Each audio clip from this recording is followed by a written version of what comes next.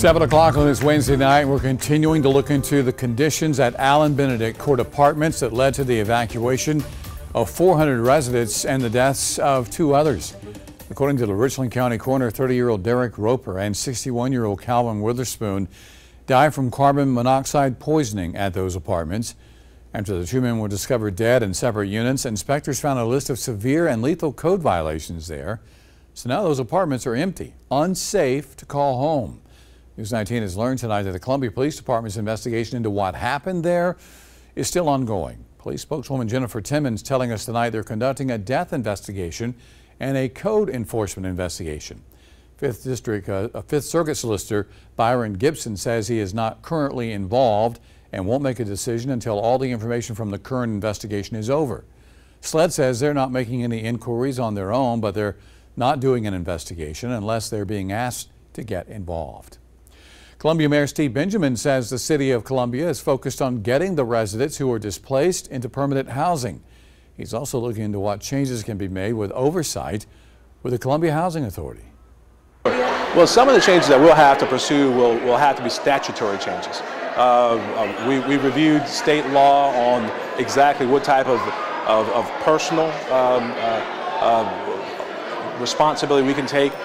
Just be frank with you, I asked if the city could take over the housing authority, and if indeed city council members could serve as housing authority commissioners. We are prohibited by state law from doing that. There are some state law changes that are being proposed by Senator Jackson and others that may give us additional resources and tools in our toolbox to help deal with this prospectively. If in fact it's clear that housing authority administrators or the board were negligent in any duties, we're going to make sure that we work within the current laws and that we change laws prospectively to make sure that all citizens in Columbia have what they need. Also tonight, 6th District Congressman Jim Clyburn releasing a statement on the situation with the apartment complex.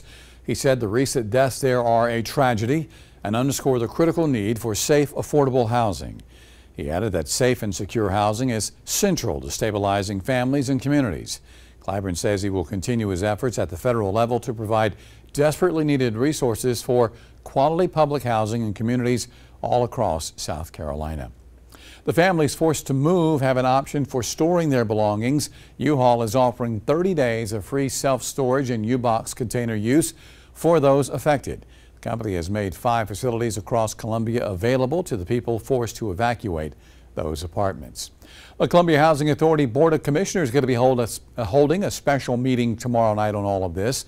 The only item on the agenda, a briefing on the Allen Benedict Court apartments, and then they will meet in executive session behind closed doors.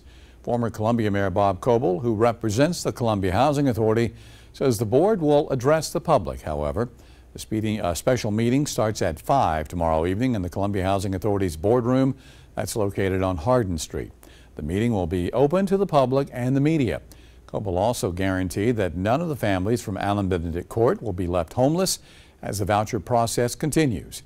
He says they will be offered 60-day vouchers, giving them housing options after those 60 days are up. During those 60 days, Coble says those families will be able to live in area hotels until they decide where they want to go.